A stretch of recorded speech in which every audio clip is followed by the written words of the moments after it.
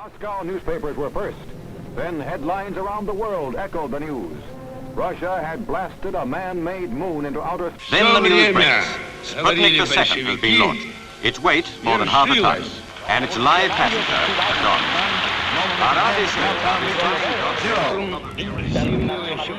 Ever since the Russian word Sputnik gained a firm foothold in the languages of all the people of the 3 minutes later, Explorer is in orbit, broadcasting to the world its coded scientific data. We choose to go to the moon. We choose to go to the moon in this decade and do the other things.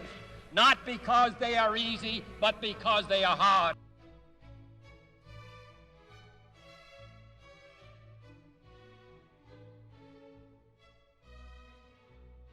In history, we remember the Cold War politically, scientifically, and ideologically. For much of the latter half of the 20th century, American capitalism and Russian communism battled over the shores of Cuba and Vietnam, in domestic courts and international theaters of diplomacy, and in space. But what is rarely talked about is how American and Soviet culture clashed. Sure, the media was dominated by anti-Soviet or American propaganda, but its intent was never to challenge the opponent and instead win over their own public. The major Soviet-American confrontation I would like to talk about today involves two legendary figureheads of the American and Russian film worlds. Today, we will discuss the intellectual and artistic battle between Stanley Kubrick and Andrei Tarkovsky.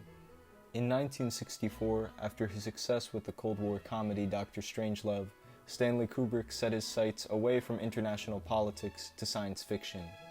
At the time, Kubrick was fascinated by the potential of the genre in film, but felt that then current and recent attempts were lackluster.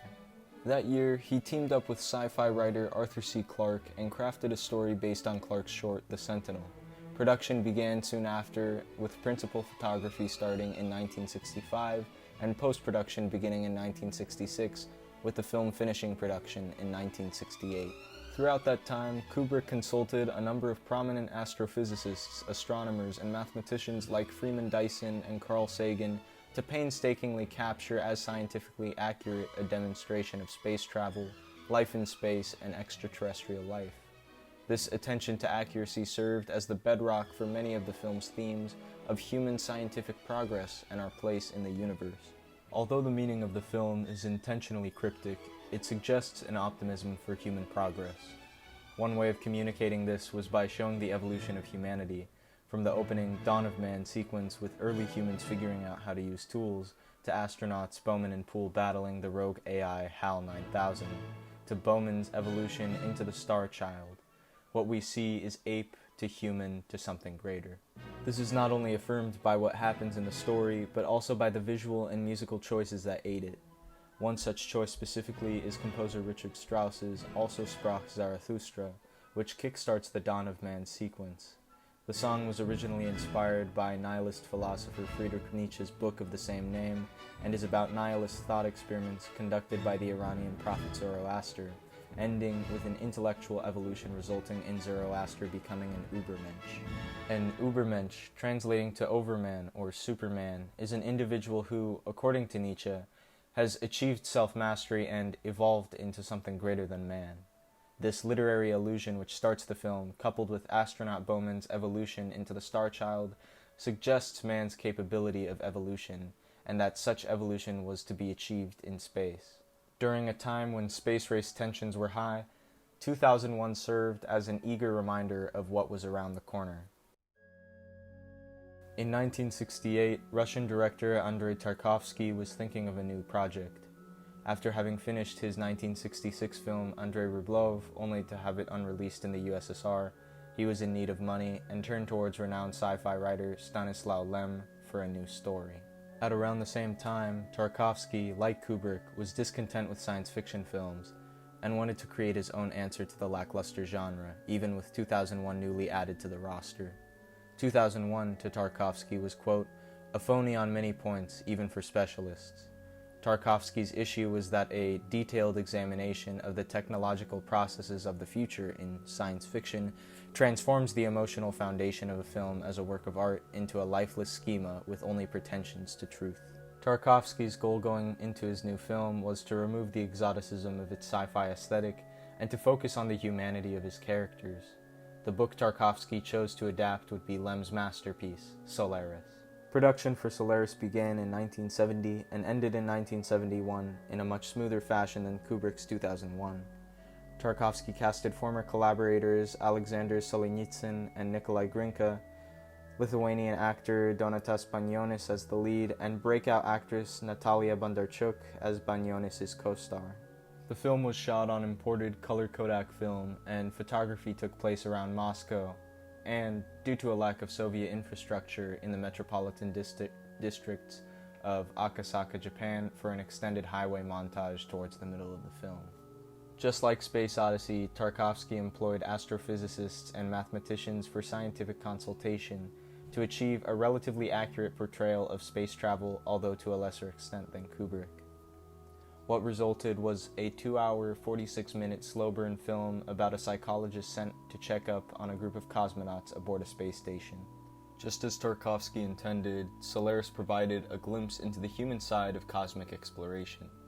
As psychologist Kelvin ventures off to meet the new cosmonauts, he experiences nostalgic visions of his past. Even as he ventures out into space, his heart is still back on Earth. Just as Kubrick relied on literary allusion through Also sprach Zarathustra to encapsulate 2001's themes, Tarkovsky uses Peter Bruegel the Elder's painting Hunters in the Snow to do the same. The painting in question depicts a group of hunters returning home after a hunt. One hunter holds a small rabbit, implying an unfulfilling hunt.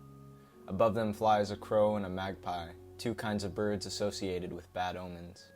The painting itself is overcast, with lots of whites, grays, and blacks, setting a somber mood. The image of home in front of the hunters is inviting, and we can assume that they are yearning to return. The sequence in which this painting is prominently displayed involves Kelvin floating in zero gravity with a replica of his late wife Hari. We can assume then that Kelvin, as a human, is enamored with and longs for his life on Earth instead of the scientific prospects that his travels have to offer. Humanity, according to Tarkovsky, cannot think about conquering the stars unless we understand our own emotional needs back on Earth. Although contrary to the Soviet government's interests at the time, the meaning of the film was indicative of the larger Russian population's interests. As the USSR was allotting much of its funding towards beating the US in space, Russia itself was poorly developed. Even during production, Tarkovsky had to travel abroad to capture footage of a developed city because more money was being spent on satellites than on skyscrapers or bridges. As we know, this direct clash of ideas wasn't at all significant in the greater Cold War. But the debate over whether or not we are ready to take space on certainly and indirectly rang an ominous warning for a number of geopolitical events that would come to define our world today, most notably the collapse of the Soviet Union, which many historians credit to Russia's unsustainable ambitions of standing toe-to-toe with the US. I believe that we can learn two things from this artistic clash. First, that if we pay attention to art, we can use its themes and its context to better understand our surroundings, whether it be in a social or political sense. Second, that art isn't isolated, that its ideas can be used to create discussion, that artists can collectively present their viewpoints on relevant topics in an entertaining and impactful way, and allow for their audiences to reach a conclusion.